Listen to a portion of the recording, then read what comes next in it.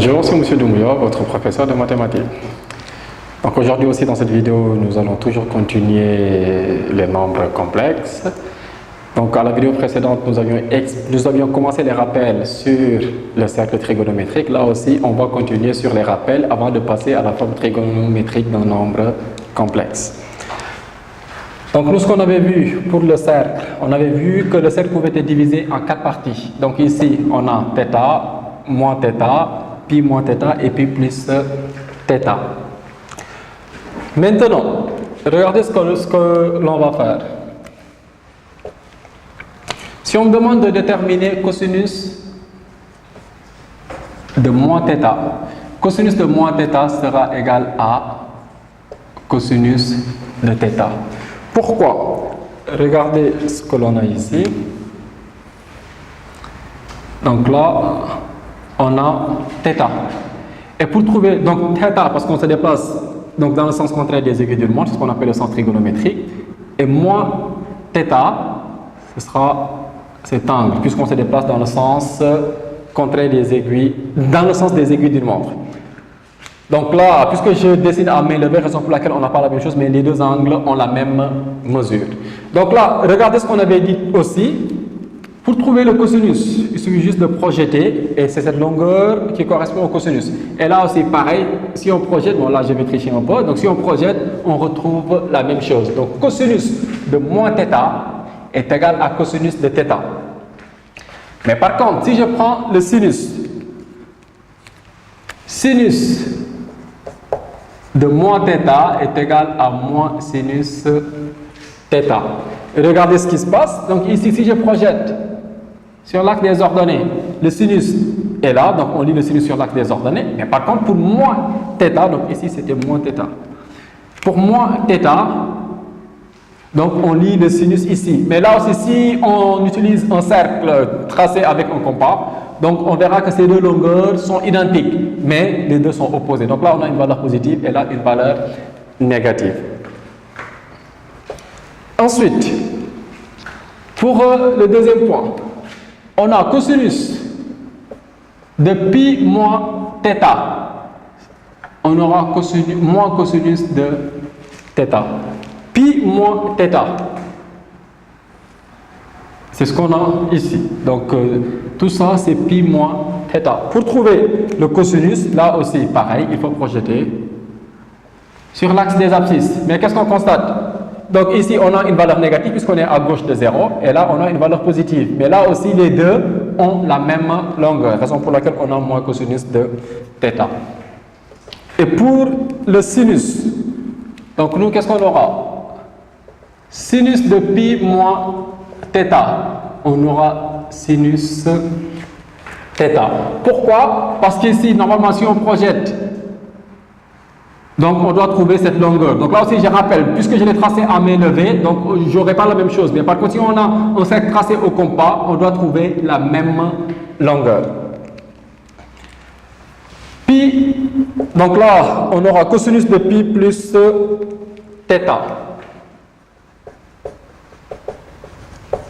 Donc cosinus de pi plus θ, on aura aussi moins cosinus de θ. Pourquoi? Parce que cosinus de pi plus θ, donc nous, qu'est-ce qu'on aura? On aura cet angle. Donc là aussi, il faut qu'on projette sur l'axe des abscisses. On aura la même chose. Et pour le sinus, sinus de pi plus θ, on aura moins sinus θ. Pourquoi? Parce que l'angle est là, donc là, on projette ici, donc là aussi, les deux normalement sont confondus. On a une valeur négative, on obtient moins sinus θ. Cosinus de pi sur 2 moins θ.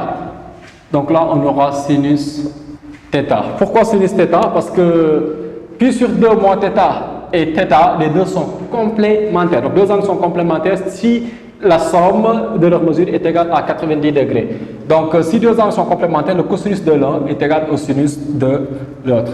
Et là aussi, c'est pareil. Sinus de pi sur 2 moins θ est égal à cosinus θ. Et enfin, donc là, cosinus de pi sur 2 plus θ. Donc nous, on aura moins sinus θ et sinus de pi sur 2 plus θ est égal à cosinus θ. Donc nous, c'est ça qu'on obtient.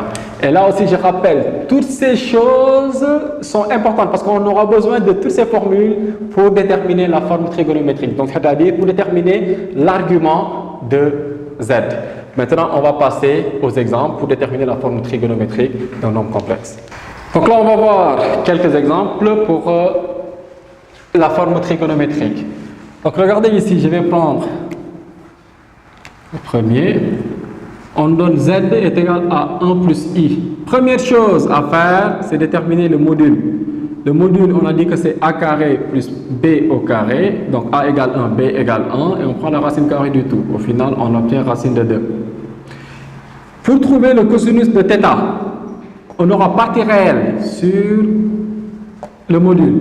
Donc là, on laisse pas racine carrée au dénominateur. On multiplie en haut et en bas par racine de 2. On obtient racine de 2 sur 2. Sinus de θ, pareil, donc là aussi, partie imaginaire sur le module, on a racine de 2 sur 2. Au final, qu'est-ce qu'on constate? On voit que le cosinus est positif, le sinus aussi est positif, donc cela veut dire que dans le cercle trigonométrique, on est en haut à droite. Cosinus positif, sinus positif, et là, avec le tableau que j'avais donné aussi, quel angle a pour cosinus? Racine de 2 sur 2, et pour sinus, racine de 2 sur 2. On verra que θ sera égal à pi sur 4. Bon, pi sur 4 modulo de pi. Donc, nous, c'est ça qu'on obtient. Maintenant, si on vous demande de déterminer la forme trigonométrique, donc Z1, donc nous, on aura racine de 2 fois cosinus de pi sur 4 plus i sinus de pi sur 4. Et c'est ça la forme trigonométrique. Donc si je fais le suivant, on aura z égale 1 moins i. Donc là aussi, si vous calculez le module, vous aurez la même chose. A au carré plus b au carré. On obtient racine de 2. Maintenant, pour le cosinus de θ, on a 1 sur racine de 2. Donc cela veut dire, ici, on aura racine de 2 sur 2. Et là, on a sinus de θ qui est égal à moins 1 sur racine de 2. On obtient moins racine de 2 sur 2. Ici, on a un cosinus positif, sinus négatif. Regardez le cercle trigonométrique. Rapidement, pour un rappel. Donc ici, en haut à droite, on aura un cosinus positif, sinus positif. Et là, on a un cosinus positif, sinus négatif. Donc nous, c'est ça qu'on va appliquer. Donc ici, on avait dit que c'était moins θ, et là, c'était θ. Donc pour nous, θ est égal à moins pi sur 2 modulo de pi. Donc Z2 sera égal à racine de 2 fois cosinus de moins pi sur 4 plus i sinus pi sur 4. Non, moins pi sur 4. Donc nous, c'est ça qu'on obtient. Mais regardez ici, là j'aurai cosinus positif, négatif, sinus positif. Et là j'ai cosinus négatif, sinus négatif aussi. Donc là, pour les deux autres exemples, donc essayez de les faire. Regardez si vous faites le calcul, Z3, vous devez trouver racine de 2, cosinus de 3pi sur 4 plus i sinus de 3pi sur 4. Et enfin, pour Z4, vous aurez racine de 2, cosinus de 5pi sur 4 plus i sinus de 5pi sur 4.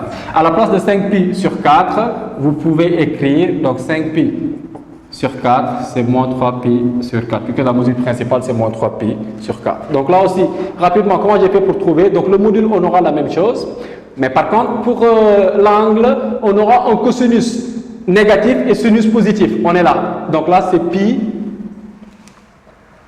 moins θ. Donc, on fait pi moins pi sur 4, on obtient 3pi sur 4. Et enfin, ici, on aura pi plus θ.